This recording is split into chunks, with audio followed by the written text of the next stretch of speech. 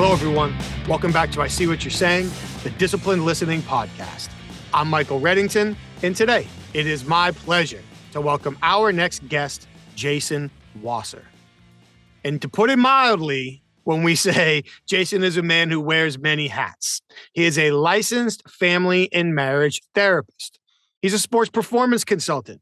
He's a business coach. He's a neuro-emotional technique practitioner. And he's a podcast host, among many other things. In fact, he had me on his podcast and we enjoyed the conversation so much, we wanted to keep it going. So here we are. He's joined our show today so we can continue to talk about his experience, the lessons he's learned through his conversations, and how we can apply it to our conversations. And really, for me, I was super curious to continue our conversations from his podcast and really focus on the through threads. When you think about marriage therapy and sports performance and business coaching, these all might seem like they're separate things, but there are through threads. There's consistent topics that go through all of these conversations that allows him to focus and not just be successful in his job, but help his clients be so successful in their lives and their jobs as well. So just to scratch the surface on this conversation, we're going to talk about overcoming self-limitations, applying systems theory. We're going to get into his focus on simplicity, probability, and leverage, and so much more. It's a fun conversation. I'm really excited to share it with you all today. Thank you for being here. And while you're here, please just take a second, like the show, subscribe to the show, share the show, leave us a rating, give us your feedback. We would love to hear from you. Thank you. And also, when you have a moment, check out our sponsors. Head over to humantel.com and enter the code INQUASIVE25 to get 25% off their best-in-class online training as you develop the skill set necessary to recognize what people are likely thinking and feeling by identifying shifts in their emotions through changes in their facial expressions and nonverbal communication. For the professional interviewers, head over to certifiedyinterviewer.com. That's where you can learn everything you need to about the International Association of Interviewers, both what you will get from the association and what you can give to the association. That's also where you can learn all you need to know about the Certified Forensic Interviewer designation. And while you're online, please head over to inquasive.com. That's where you can learn more about the programs our clients ask us to customize for their senior leaders, sales teams, negotiators, HR teams, and more to teach them how to apply the strategic observation and persuasive communication techniques necessary to uncover the everyday confessions hiding in all of our high-impact conversations. We really appreciate you being here for another show. Thank you very much. So now, without further ado, I introduce to you Jason Wasser. Jason, it's so great to see you, man. How are you? I am great. It's so great to see you. And I know that we're now returning the favor that, we had you on my podcast a little bit ago. So I want to give a shout out for that for your listeners to go hear you as a guest. But I really am excited to hang out with you and your community today. Well, I appreciate it. And I want to give you the shout out to have people go listen to you as a host on your show, because we just recorded that a couple of weeks ago. This is a pretty quick turnaround within a month or so. So I really enjoyed being on your show. I enjoyed the conversation, and I was thankful that we were able to get this set up and return the favor, flip the coin, whatever. What do they say? Oh, how the tables turn, something like that. But, But here we are. So for me, I found so many things interesting about you and your insights and your perspective when we were having our conversation. And for this show, one of the things I try to do, and listeners can tell me if I actually do it or not, is find cool people with cool perspectives on communication and relationships and achievement and all of these stuff. But I guess the nucleus is all about communication and how do we become better, and not just talking to others, but experiencing others and listening and achieving and all those things that I already said. So one of the things that I found fascinating in our conversation was you're a marriage and family therapist, but you're also a business coach, and you're also into sports psychology, and you do so many different things that for me, I had to take a step back and say, all right, there's got to be a through thread somewhere. I think you do addiction counseling too, right? So we'll just keep piling this on. There's got to be a through thread somewhere that pulls this all together for you. So to maybe use the longest question set up in the history of time, what is the through thread that you find that helps you connect with so many people in so many seemingly different contexts? Yeah, what a great question. And it's funny because that's something that I a few years ago had to explain because, you know, when you do see this and you see someone who's like, wow, this person has way too many specialties. How could they be good at anything? For me, there's a difference between a philosophy and approach and subcommunities, subcategories, and the tools that I use in order to help them. So, you know, I'm a licensed marriage and family therapist by graduate school training and licensure and so forth. And everything else that has kind of been stacked upon that came out of a decision to not go back to get my doctorate. And instead I decided that I'm just going to be as up to date as possible with any clinical area that I'm excited about, that I would enjoy doing, and spending whatever time I want in that community to learn what I need to learn, and then specifically focus on how will that help me with everything else I'm doing in my practice. So to split up the first part, right, I started off with hypnosis and certified addiction professional, as far as certification, which really was about triggers, traumas, things that are leaving your nervous system being hijacked. So one of the outcomes of that would be craving substances, food, and so forth. But that still goes back to trauma. The same thing with sports psychology. I grew up an athlete. I'm 5'2". I'm much bigger on Zoom than I am in person, but I grew up playing tennis and baseball and, all those things. And, the self-limitations are still part of that belief. But I also had trauma from playing sports, right? I got made fun of. I got, dismissed just by judgment of my height as opposed to my actual performance level, which was actually quite well. So I see the underlying connection between a lot of these things of self-limiting beliefs as well as trauma. And so there's those like sub little communities of that connects it, but also a lot of times it's tools, right? So hypnosis is a tool. My integrative medicine side, which is really the larger approach, using a modality called neuro-emotional technique, which we can get into a little bit later. But then really at the all of it is this entrepreneur mindset, which I struggled with. I came from this perspective of the have-nots, the scholarship kid, and going into business, going into my own practice, I saw how that limited me from my own success. So if I didn't unpackage all of that, how am I going to be amazing for my clients, right? Then how am I going to be amazing? So it came hand in hand with that as I went further into this entrepreneurial journey, I didn't realize that it was not just about making more money and doing more good, but it was also about cleaning up my own psychological beliefs. So in a nutshell, that's kind of how it all works together. But now this whole entrepreneurship mindset kind of goes into this therapeutic realm as well. Well, I appreciate you walking us through all that. Now I only have like 99 questions that I have to remember to ask as we follow up and go through. So one is just a clarification question, and then I'll fall back to the next one while I still remember it. Did I hear you say that there's a difference between philosophy and approach, meaning like those two words mean different things to you? Yeah, in my practice specifically, right, marriage and family therapy, which I want to, maybe this is a great, way to share this. Marriage and family therapy is a misnomer when it comes to certain states in America that have that license, as if we only do marriages or families. We are actually systemically trained, relational dynamics trained. Now, when you think about it, like what's the most common relational dynamics, marriages and families, versus like going to individual therapy and, traditional psychology. So the marriage and family therapy world didn't necessarily arrive as a breakaway from psychology and Freud and all that other stuff. It actually came up through systems theory and relational dynamics of how do things work as they interact with things going on inside and outside of them. So it could be you, the business owner, or you, right? All the parts of yourself, right? You, the family member, you, the friend, you, the boss, you, the pet owner, right? You, the, whatever it might be, and your beliefs, assumptions, and expectations about that. So again, philosophy would be, what are your beliefs? What are your cultural beliefs? What are your gender beliefs? Things that you've inherited that may not be authentically yours, or things that you picked up along the way from the time you were born till now that we get to sift and sort through to say, is this healthy for you? Are these beliefs authentic to you? And then how does that play out in your relationships, both internally and externally? Cool. Thank you.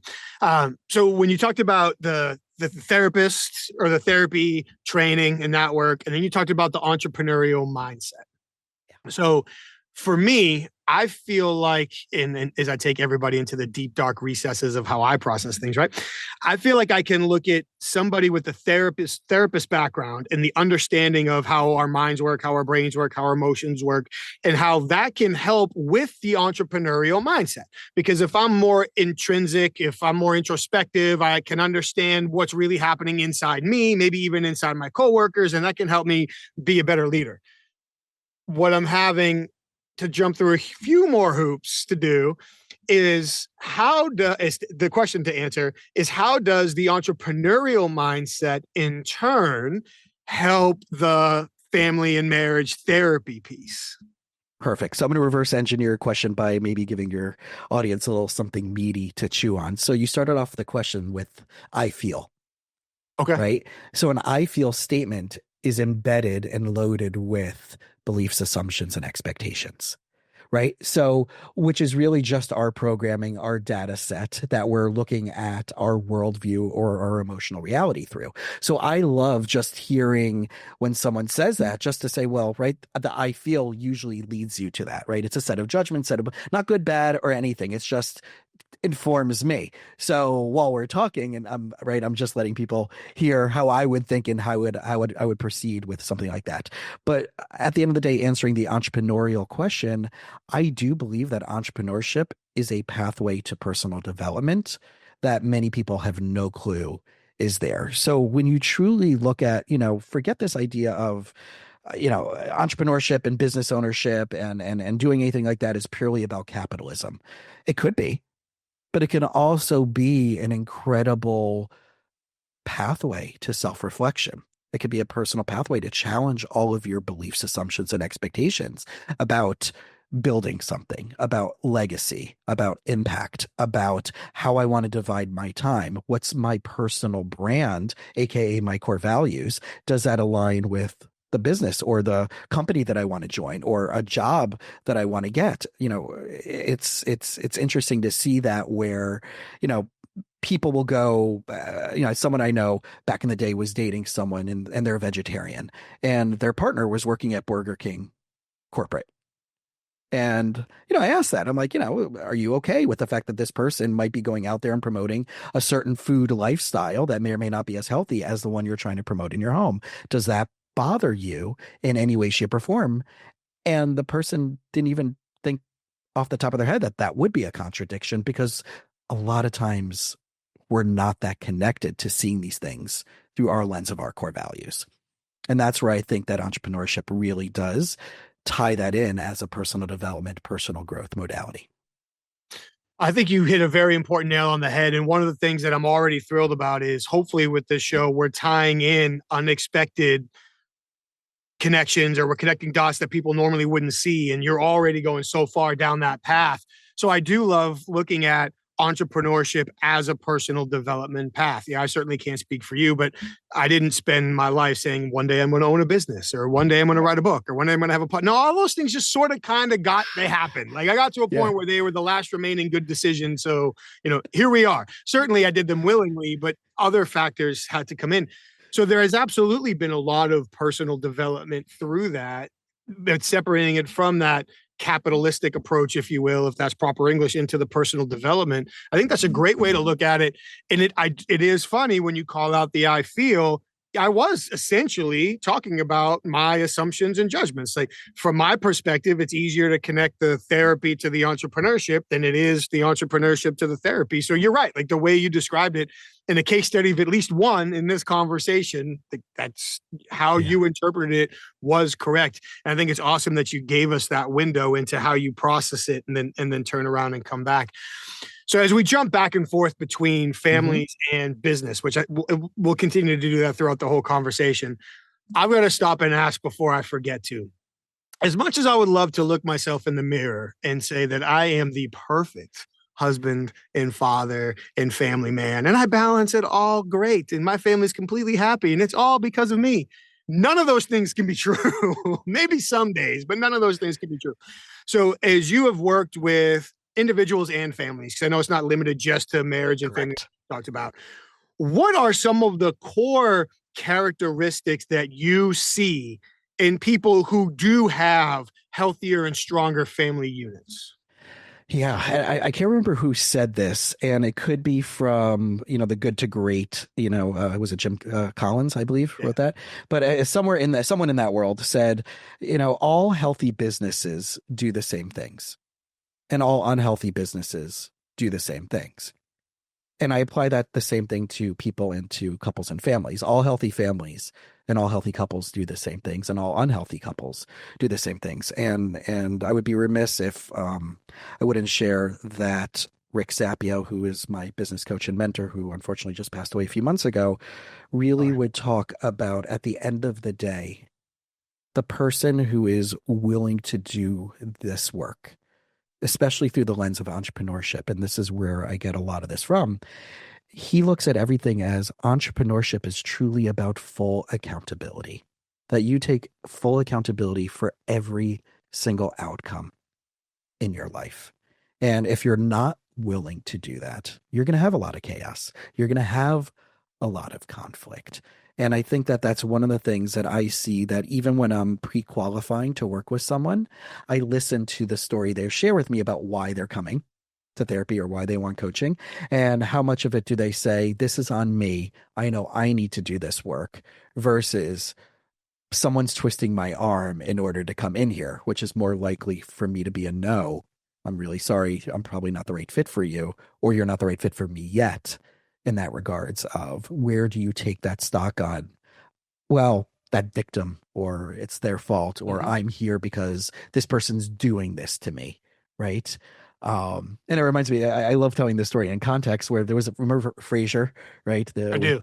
Right. So Frasier's dad, there was one great episode where Frasier's dad, who was the old crotchety, guy, started dating someone, and Frasier started talking about it on his radio show, and the woman broke up with him because she heard him talking about their intimate things. And Frasier's dad comes, yelling at him when he gets home from work that day, and he goes, "Frasier, don't you know that a man's intimacy is very personal? It's between you and the person that you're doing it to." And and I think we take this perspective, like walking through the world, that person did this to me, versus what was it about what I didn't see, what I didn't choose to see, what I haven't done the work yet to allow myself to see, that allow me to get into that entanglement or that engagement in the first place.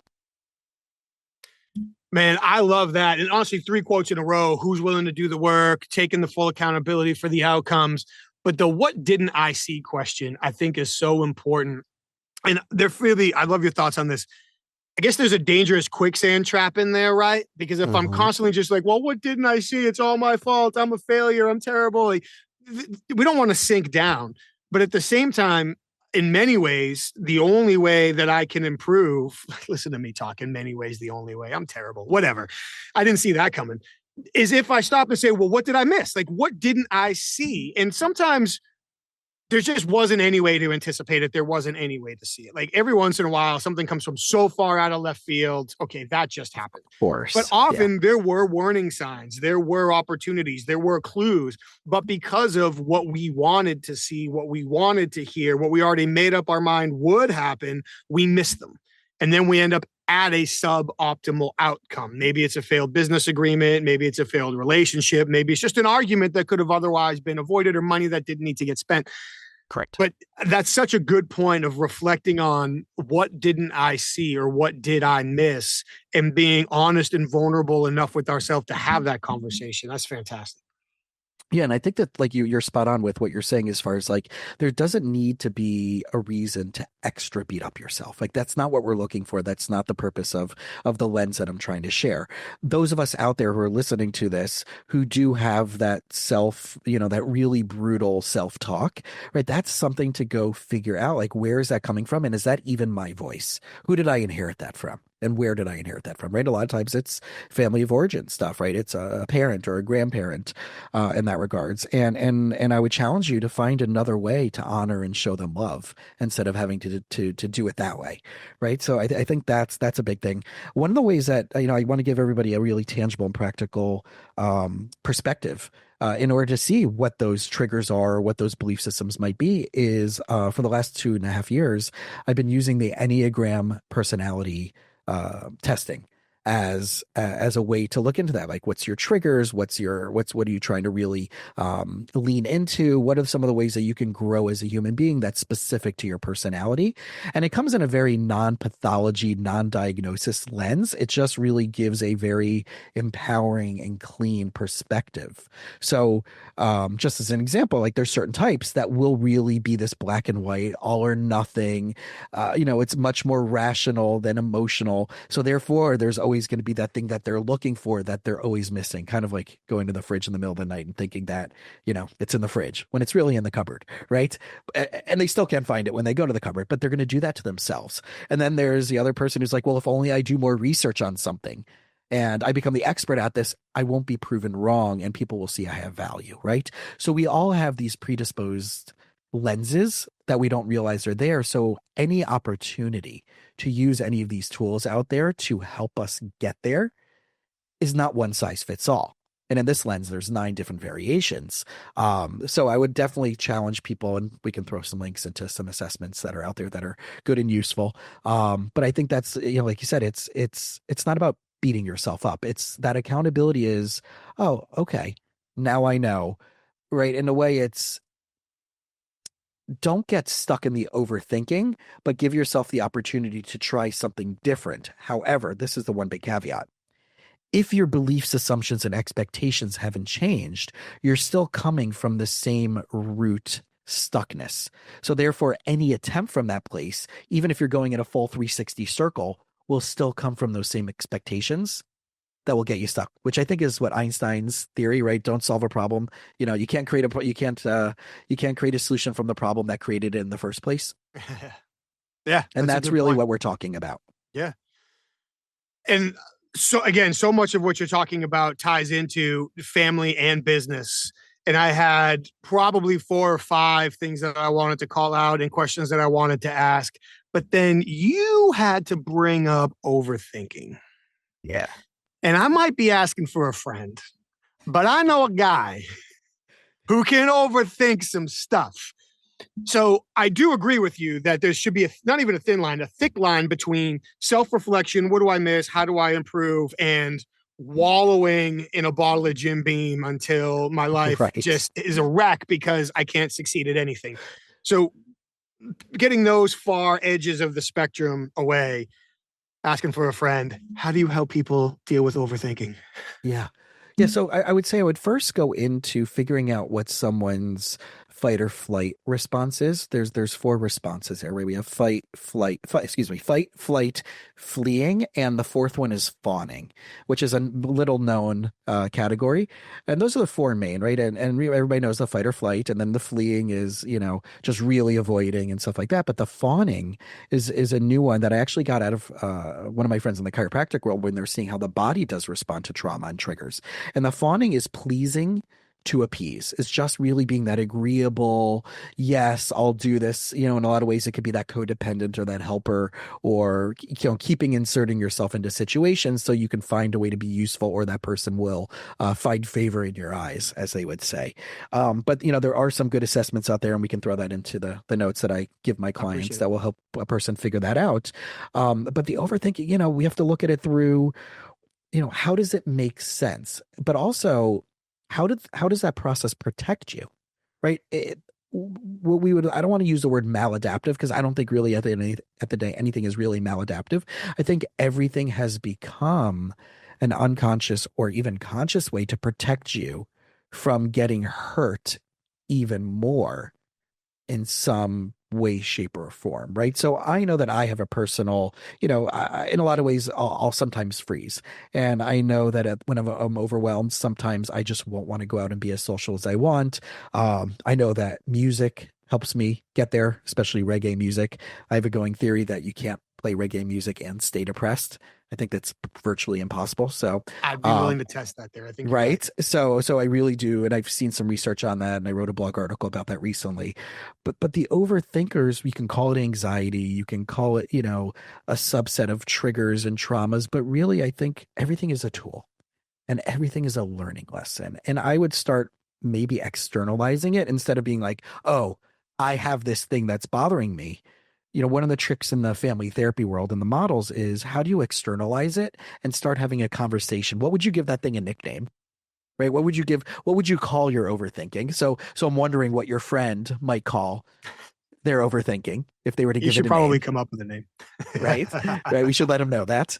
I'll pass the word along. You have my make sure. commitment. Well, your friend should be listening to your podcast if he's, so if he's that good of a friend, right? I'm pretty But sure right, he's been here for everyone.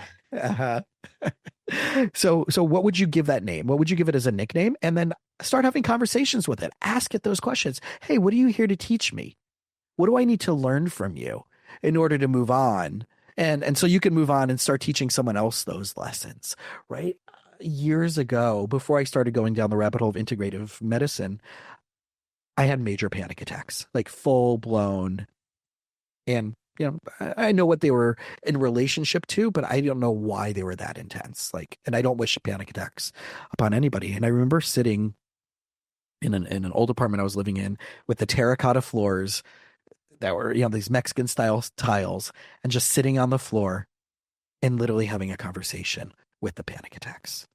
And between that and then finding this modality, neuroemotional technique, and there's practitioners all over the world who are certified in this, that was the 1-2 punch where I started taking it outside of me and having it and putting it on the chair or putting it on the floor and saying, hey, what's up? We got to talk because we're living together right now. And you're clearly here for a reason, which means you'll also go away when I figure out that reason. Man, I like that. I like that a lot. And you said two things in there. I mean, so much of it was great, but the two things I managed to write down and still listen to you were, what is this protecting me from? Or how is it protecting me? However you phrase it. I don't want to misquote you live on air. But then also, what are you here to teach me? So just a couple of weeks ago, I had a conversation with Gary Hurst. He's an improv comedian. He's amazing. And he talked about, everything that happens in front of you is like what they would call an offer. So I can choose to react however I want. I can deal however I want. Like, that's the offer. How do I take it? What do I do? And part of his story is, I tell his story again, it's not mine to tell, is he had bad nightmares when he was a kid, but he would wake up and his dad would sit with him and he would draw the monsters. And then after a while, his dad was like, you can erase the monsters. If you draw them, you can erase them. And that was kind of how he started getting control over his fears and his nightmares. And it's a much longer story, but it's an awesome story to hear. And so now basically within a couple of weeks of each other, I'm hearing the same thing from a slightly different perspective. It's like, okay, how is this overthinking process or whatever I'm dealing with? If it is part of my expectations, so for me, I've always said, not clearly I haven't always said it, but for a long time that our expectations serve as our first filter. So everything we see, everything we experience goes through our expectations. And that is how we give it a narrative and we react to it and give it power, meaning, whatever. So if I have these biases, assumptions, expectations, how are they protecting me? And then when things start to happen, asking, okay, what is that teaching you? And that's something that I try to do with my son. But even hearing you say it, I can think of different ways to do it when he gets afraid of things. And he might be a little bit too young for it to really work yet. But if we can create those mental models over time. Well, it reminded me of a great story, and I can't remember. So there's, in the field of marriage and family therapy, there's different modalities, right? Different approaches that are all, relative to each other, but they have like the different schools of thought within that. And one of them is called narrative therapy. And it was so powerful and it was so beautiful. And I can't remember exactly which one of the two creators of it, David Epstein or Michael White. There was a classic example of a little kid who was having nightmares. And so the therapist, whichever one it was, and then I know that I'm going to get crap from some of my colleagues for not remembering which, but they were both incredible human beings who have done so much wonderful work, that he asked the little boy at night to go get he gave get a shoebox, but I want you, instead of to try to get rid of it, see if you can capture it, but I want you to bring it with you to the therapy office. And, being as creative as possible with this little kid. And somehow this little kid conjured up the strength and, captured the imaginary ghost or, monster under the bed and brought it into the office. And the therapist asked to hold the box that he brought in. And he was like, can I peek into it to see? And he peeked into the box. And the therapist, on purpose, tipped his chair backwards. Right? Fell out of the chair, let the box open up, and he goes, oh my gosh, I need your help to get it back in the box. And the kid's like, I got it. And he went and he's like, I got it. And I put it back in the box and there it is. And now you're safe. That was the last time the kid ever had a monster fear. Because he transformed this whole perspective into, it's not just about me. I can protect other people. I can do this even for adults. And he became the monster hunter. And his fear, That's right? awesome. And all these fears went away because we're changing the relationship to the belief about the problem, right? And 99% of the time, and this is why I love linguistics and language, that right, the problem is never the problem. It's the beliefs about the problem. And how do we figure that out? What are the words? What are the stories that people use to describe it? That's where I lean into the work. And I playfully will say, even though I obviously care about the problem in quotes, but 99% of the time, that's not what actually needs to be solved. That's just informing me of their worldview, informing of how that got created in the first place. And I'm sure you've seen this in your things of like, I'd like to get back to, someone you're working with or even in your own world, like, oh, well, we'd like to get back to where we were before the problem started. And I'll say to them, no, you don't.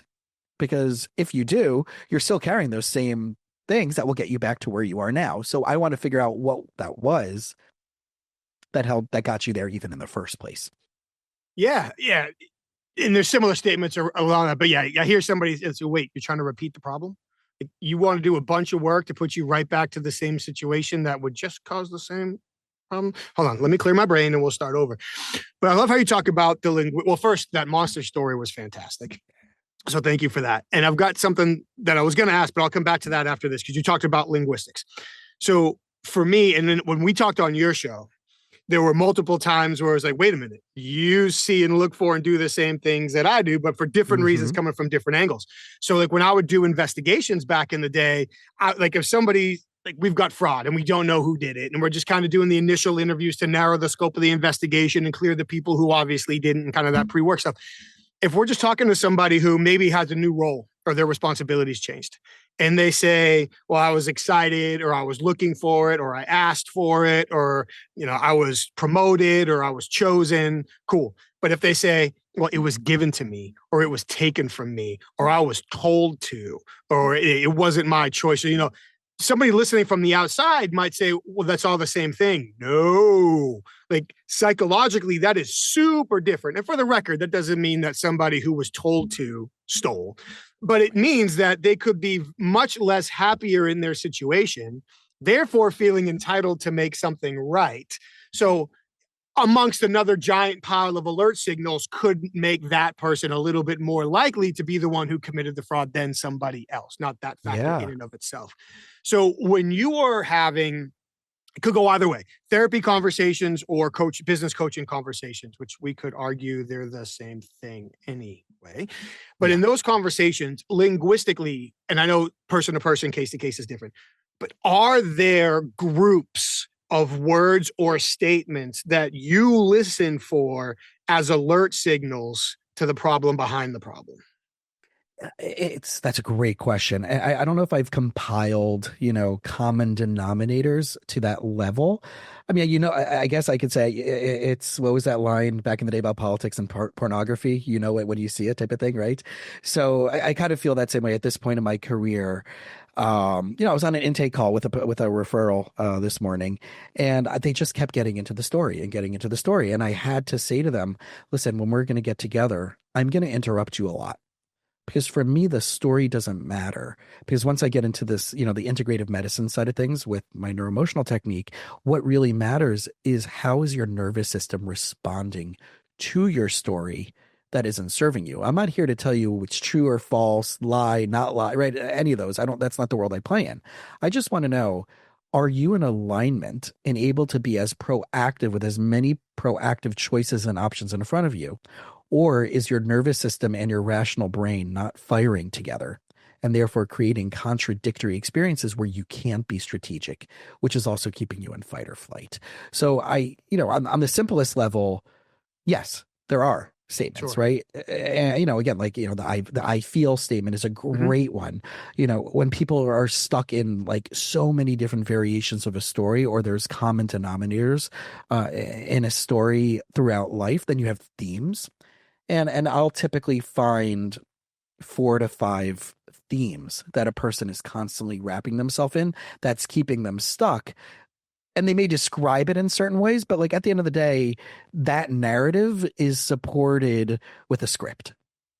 And that script will only have certain amount of variables. And if it keeps coming back to the same overarching themes or topics, then that's where it's informing me about a person's belief system and the narrative and the stories that are going to go along with that. So they can tell me 43 other ones, but I don't need to know that because I already know the outcome is going to be the same. Sure.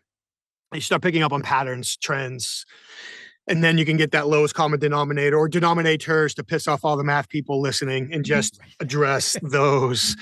So let's flip the question to the opposite side. Instead of necessarily listening for alert signals, from your experience, again, in the family therapy and in the business coaching world, what are some of the indications you get where you feel like people are now open and ready for a potential breakthrough moment? Yeah. I think the first thing again is that self-awareness. And again, that's a cliche word. That's kind of like the yogi word of the year, right? Self-aware and personal development. And, I listen to all these podcasts and, whatever it might be. I think the difference is people, we can hear all these things and there's such an abundance of wonderful YouTube videos and podcasts and books. And you're right. We shout out to Brene Brown and, everybody's now in the Mel Robbins kick and, that's, the let them thing, right? I want to help people separate phrases and like cool ideas from actually letting it embed into your worldview. And I think that's a difference between like a touch and go intervention, right? The TikTokification of what's going on in our world, right? Everybody's a narcissist and everybody's this and everybody's that. Listen, we all have these tendencies, and on one side, and the other side is, well, I don't want to be seen as selfish, so therefore I will do X, Y, and Z to not appear that way. But we all get stuck in our own patterns, even though we think we're doing something good or we're trying to be better for the world and our people in our lives, or even more so for ourselves. So I want to have people just kind of like think about what is it that you think that you're looking to solve? What is it that you think like, gosh, this is the thing that keeps happening to me over and over again, that, I'm kind of reading or listening to podcasts or I'm Googling, for episodes on these type of things. And how are you showing up in those situations? So when someone says to me, listen, I'm willing to take full accountability, I realize that yes, there might be problematic situations in my life around me, whether it's work or my relationship. And obviously everybody has to do their work, but I want to do it regardless of the outcome, regardless of if work gets better or not, regardless if my partner goes to therapy or not, and we do couples counseling or not, regardless if my kid does better at school or gives me less lip at home and does more chores and responsibilities. I want to know more and do better. I think that's a great way of starting, where their outcome isn't dependent on someone else having to do the work. Which circles back to what you said earlier, people who are willing to take the accountability, do the work, ask themselves, what do I miss? And it comes back full circle. Yeah. When we were talking before we went live, you mentioned 3 concepts that are very important to you, and they work together in all the work that you do. I would be grateful if you could walk us through how and why they're important. Because I think this kind of goes back to that through thread conversation that we started like a half an hour ago, and then you took me away from. I will not take accountability from leading us away from that conversation. But what are those 3 things, and why are they so important for everything that you do? Yeah. So everything that I go back to is through this lens of simplicity, probability, and leverage. And that's something I borrowed / stole from Rick. And we do make our lives way more complicated, even in the storytelling. Like we've just been talking about how we get stuck in challenges and situations and relationships, that we tend to make things way more complex. And the steps that I help my clients walk through does come from this entrepreneurship lens. Is, what are your core values, right? Most people can say like, oh, well, being kind, or there's this great video that years ago was a Match.com commercial, and this woman's on the street and the guy's interviewing her. What are you looking for in a relationship? And her response is like, I don't know, someone nice, funny, and kind. Right? As if that's like the top threshold. And I'm like, well, shouldn't that just be like a baseline doorman for anybody that you want to be in your life? And you're saying, well, that's what I'm looking for dating, right? So like, I feel like we may think we know our core values, but we don't necessarily know how to clarify them, but also how to utilize them or deploy them right? Would be a better way of saying it. So I think like starting off with people's core values is step one. Also knowing what your anti-values are. So what I would say is, you know, a person or a business or who you're investing in or who you want to work with company wise, X, Y, and Z can have all these wonderful things. But if there's an anti-value there that has nothing to do with the core values, even if one shows up, it, you could, I'm not saying you should, but you should strongly consider making that a hell no. And for that situation, it could be, you know, where they, you know, I might have a certain personality that doesn't do well with X, Y, and Z. Let's say someone who's been in recovery. Not that it's a judgment on someone who's recovery. In fact, I have massive awe for people who've gone through recovery. But some people may not do well with their own anxieties and project that onto their partner about, well, if I drink and if I enjoy too much and what's that going to be like for our lifestyle at home and all the work rate, if that's going to trigger you way too much, then do yourself a favor. Don't go there. Make that a no. Doesn't mean you're a bad person and they're a bad person. It just means what's healthiest for me. And I think that that's the ultimate question. This is not about good or bad. This is not about right or wrong. I'm not here as a therapist and entrepreneur coach and integrated medicine practitioner to help you, you know, say, well, this is good, this is bad. I'm here to only help you figure out, is this the ultimate level of health I can get to? Is this the most healthy for me? So that lens of core values, that lens of simplicity, probability, and leverage. Am I making my life simpler by doing this? Is my outcome and goals that I want, which I want to challenge people to get really clean on those things. The outcome, is it probable? And the leverage part is, who am I bringing into my life to help me achieve that? Therapist, coach, mentor, team of advisors, your Avengers, if you will, right? One of my favorite stories with that is I had a client who we would share the same round robin of podcast interests. So one time this person came in with a major challenge.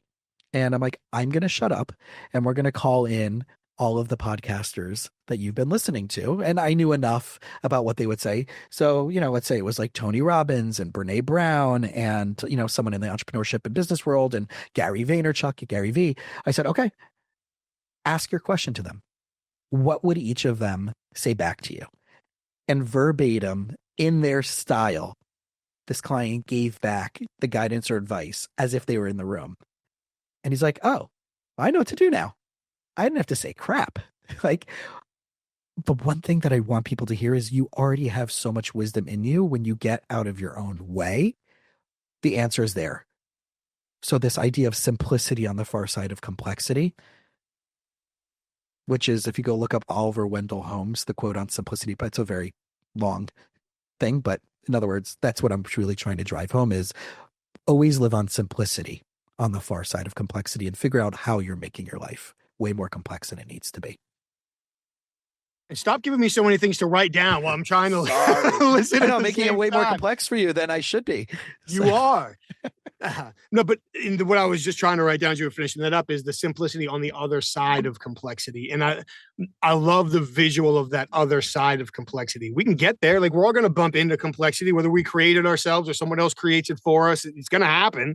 But the simplicity is on the other side. So to try to just make sure I can distill it down, simplicity, focus on our core values, narrow down what we're doing, get really clear about that. I'm going to come back to that in just a second. Probability, that's more of just kind of an assessment of, is what I'm saying, is what I'm doing, or the decisions I'm making, are they making the goals I want to achieve more probable? If they are, yes. If they're not, hell no, we need to make better decisions. And then I like that leverage concept. Who else am I bringing into my life? Who or what else am I bringing into my life to make these outcomes more probable and to assist with the simplicity? I like that a lot. So assuming I got that right-ish, when we get back to the simplicity piece, you said something that I think is important. I think it's true for businesses, and I think it's true for people as well. And honestly, I've been guilty of this. We say we know what our core values are. But if you put a gun to my head and I had to say them like in a crystal clear, concise, meaningful manner, could I do that before you lost patience and pulled the trigger? I hope I don't have to find out. So how do you help people really clarify both their core values and their anti-values? Yeah. So, I mean, I'm going to give a shout out again, as I'm still reflecting and writing down lessons of Rick after, his passing. He actually wrote a book with Dr. Ivan Meisner, who's the founder of BNI, called Who's in Your Room? And I think that's such an incredible way to start that. Get the book, go to the audio, whatever it might be. But sometimes it's on sale for as cheap as like $9. But I would highly recommend that book as a game changer for just starting to reorient. He talks about the doorman principle, as if your life has a bouncer and these core values are your bouncer. And it's a lot easier to say no up front than it is to not be clear, let things and people into your life, let food into your house, right?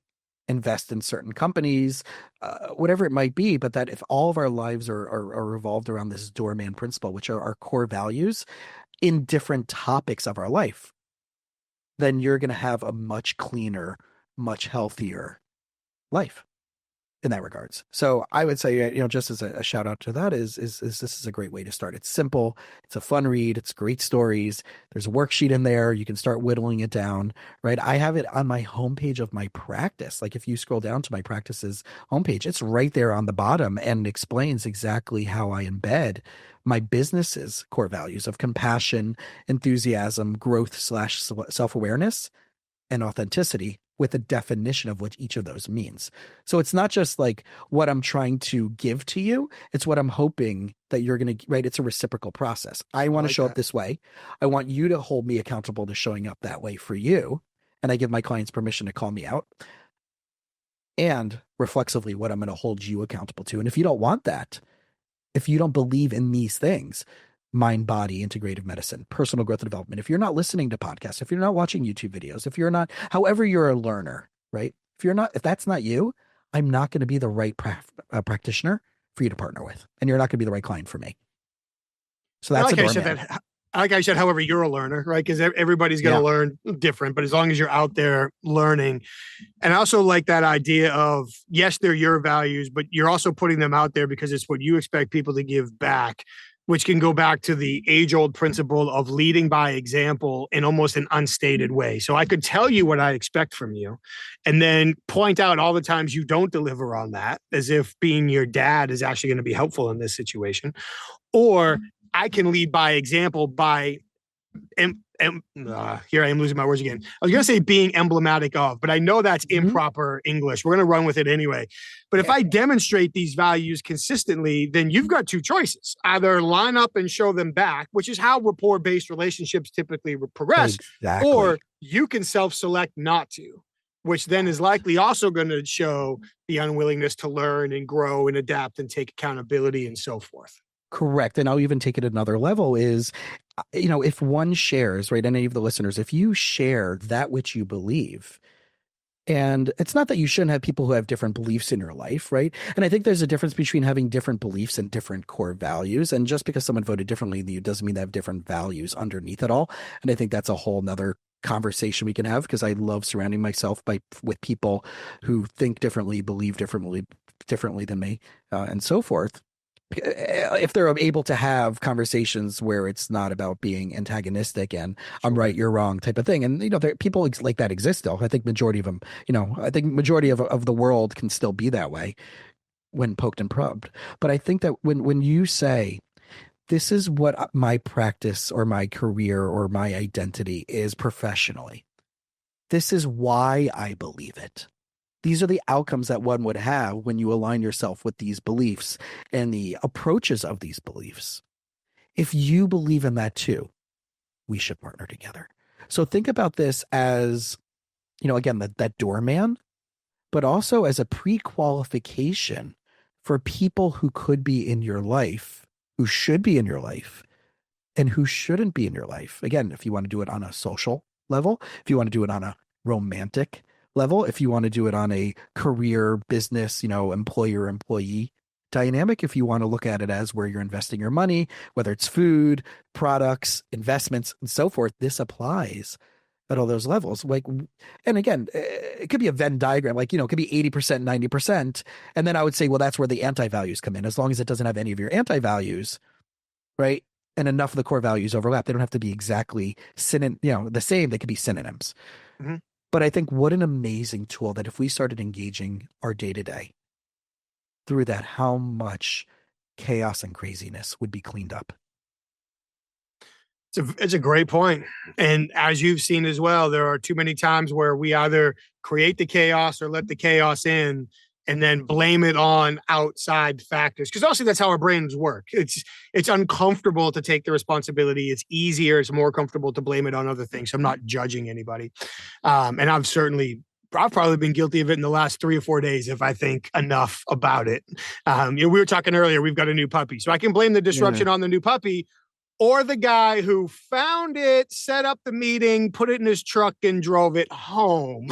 Yeah, you should talk to that friend about that, I probably, we're noticing a theme with this friend of mine here. Some common denominators here, right? But that's what I'm looking at the notes I've taken. He's got a lot to implement. We all do. And I think that's like, going back and making it like playful and joyful. We lose out on this. Like, one of the things I try to really, put ahead of everything else is I also ask people, do you want this process to be fun? We're going to get into some serious topics. You're going to cry. I'm going to cry with you sometimes, but do I have your permission to make this as fun as possible? Which is something that you're not typically going to ever hear from a therapist, right? It's meat and potatoes and it's intensity. And we're going to, it's going to be a lot of fighting in the sessions or fighting at home. Okay. But can we make it fun? And that starts shifting the neurology on a deeper level. Wait, so I can fight with my spouse, but then we can laugh about it later and we can joke about it and we can deal with it. Because I'd rather you solve a problem from a better feeling place than from a really crappy feeling place. And, if people who are listening to this, if you're listening to this right now, never solve a problem from a place that feels like crap. Do anything in a healthy way, obviously, that makes you feel better first. And then after you have momentum in that space, then go back and try to solve the challenge. But never do it from a place that feels like crap. Which probably means try not to do it right away. In many cases, take a deep breath, create some time and space. I feel like sometimes when we react in our full emotional response, then we react to satisfy that emotional response, not to achieve the better, longer term outcome. So letting that emotional response wash over. We don't always have the time and opportunity to do it, don't get me wrong. But when we do, if we can create a little bit of time and space, let that emotional response wash over, go do something a little bit more, listen to a reggae song, take a walk, pet the dog, whatever. Then come back, you got a better chance of being successful. Yeah. So last year I had Ryan Serhant from Netflix and Bravo's $1 Million Listing on my show, and talk about a person who's had a journey, right? And if anybody who's ever watched him, the first years of his show, you're like, this is a pretentious, like self-serving. The man has had this wonderful journey. I have such respect for Ryan and everything he's doing. And he's shared with me that what he does is when he has a bad day or an issue comes up or he has a fight with his wife or he disappoints himself or, this just crappy thing happened. He says, I put it on my calendar for 30 days out as a reminder. And when it pops up on my calendar, most of the time, I'm like, what is that thing? What is that? Like, it doesn't even so, we really think in the moment, oh my God, this thing is so huge. This bad thing is so catastrophic. My life is over. My business is going to shut down. My marriage is over, but whatever it is, right? Catastrophic. But 99% of the time, right, we're such resilient beings by default that what we think and what we believe about this nervous system, physiological fight or flight trigger that we're going through right now will start to diminish naturally, because that's what our humans are. I mean, we wouldn't have been around for thousands and thousands of years if that didn't happen. We'd have created amazing societies and constantly evolution. We're programmed to be resilient. So I would challenge anybody to do that. What Ryan tried is put it on the calendar a month from now. If something bad happens today, put it on your calendar and see if you even remember, but also notice the intensity being far less. Now, if it's still there and it's still triggering you every single day, that's when you got to reach out to someone professionally to work with and partner with to kind of work on that stuff and see, is this a theme? Also, is there something going on that's a common denominator between this thing and other things that are still bothering me?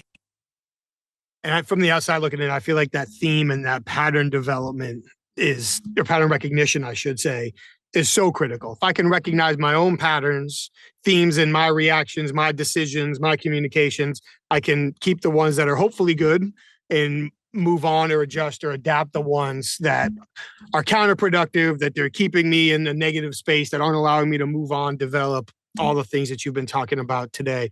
You have packed so many great ideas and given me so much to think about and to bring home to my dinner table and to have a conversation about. So I'd love to ask you, where can people go to connect with you, to learn more from you, to learn more about what you teach and how you do it? You've got your podcast. Promote away, man. Where do people go to meet you? Yeah, I mean, the easiest way is the podcast, and it's called the You Winning Life podcast. It's on all platforms. You can find it on YouTube if you're an audio-visual person. That's the easiest way. My Instagram is Jason Wasser, LMFT, and WASSER is the last name. It's all one word. But just Google. Yeah, I'm pretty easily found with between all the social media platforms and the podcasts and stuff like that. But if there's, if you're looking for, I'm licensed in multiple states for therapy. So if you're anywhere in North America, and certain countries don't. If you're out of the country and you're looking for a therapist, then it depends on the regulations and laws. But if you're entrepreneurial, you're either a family business. I work a lot with family businesses. I came out of a third generation family business that I decided not to work in. That's a whole nother conversation. But if you're a family business entrepreneur, you're an entrepreneur working in a business or working in someone else's business, and you want to figure out how to leverage your expertise and be more impactful, stuff like that. Those are all the things that I work with from the side of coaching, as well. So. Awesome, man. And I got all your websites and podcast links already. So I'll make sure to include those in the show notes so people don't have to go hunting for them and they can just find them. Man, I really appreciate this. Getting to have two conversations with you in relative short order. I really appreciate how, and this is going to sound selfish and biased, but our perspectives overlap from unexpected ways. Like not entirely, like you mentioned the Venn diagram, but they do in certain ways. And I'm always fascinated by people who can take seemingly disparate concepts or contexts and find common threads to weave them together and help themselves and others be successful. And that's what you do every day. So thank you for giving us even just a small window into what you know and what you do and how you help others. I really appreciate it. My absolute pleasure. And I really want to give a shout out to you because these are the topics that we're discussing, that you're discussing, are essential in today's day and age, right? How to listen better, how to connect with people through curiosity and engagement. Where, like I said a few minutes ago, I still believe that there's a lot of hope left in humanity. We just have to clear out the clutter and the noise, but we have to up our skills to do that. And I know that's what your podcast is focusing on and really getting there. So shout out to you on that. Well, I appreciate it, man. We're trying. People have to have the motivation to get there, just like coming to see you, right? They got to have the motivation to get there, but that's what we're trying to do. And I really appreciate you being a part of that, man. Thank you so much. Right back at you. Thank you. Cool. Let's talk again soon, dude. Hope so. All right. Be safe. Thank you. Jason, thank you for another great conversation. It was great to see you. I'm glad we could pick up where we left off. Flip the coin a little bit on the conversation, but I really appreciate all that you shared and all that you opened our eyes to as part of your conversation. You made so many great points. I love how you talked about taking full accountability for our outcomes. Maybe it's not our fault, but we've got to take full accountability for our outcomes. I really like that. I also love getting into the mindset of, what are you here to teach me? Man, I thought that was great. And maybe, and I'm bald man splitting hairs here, but maybe the most important point you might have made in that whole conversation was how critical it is to separate different beliefs from different core values. Just because people believe different things than we do doesn't mean they have different core values than we have. And that was a tremendous point that should not be overlooked. So thank you so much for all you shared today. And thank you to everybody who took the time to listen to the conversation. We appreciate you being here. Thank you for listening. Hopefully you took notes, and hopefully now you're approaching some of your conversations personally and professionally with a little bit different perspective after listening to all that Jason had to share. Thank you so much for being here for another week. Again, we'd be grateful if you took a quick moment to like the show, share the show, subscribe to it, leave us a rating, share us your feedback. We would love to hear from you. Thank you. And while you're online, please check out our sponsors. Head over to humantel.com. and enter the code Inquasive25 for 25% off their best-in-class online training. If you've ever thought about developing the skill set to recognize what people are likely thinking and feeling at any moment in time, by recognizing shifts in their facial expression as a nonverbal communication, humantel.com is the place to go. I highly recommend it. For the professional interviewers, head over to certifiedinterviewer.com. That's where you can get all your questions answered about the International Association of Interviewers, as well as the Certified Forensic Interviewer designation. And while you're online, please check out Inquasive.com. That's where you can learn more about the programs our clients ask us to customize for their senior leaders, business development teams, HR teams, and more, to teach them how to encourage people to share sensitive information under vulnerable circumstances in the face of consequences. Thank you all for being here for another week. We truly appreciate it. Please stay safe, take care of each other. See you next time.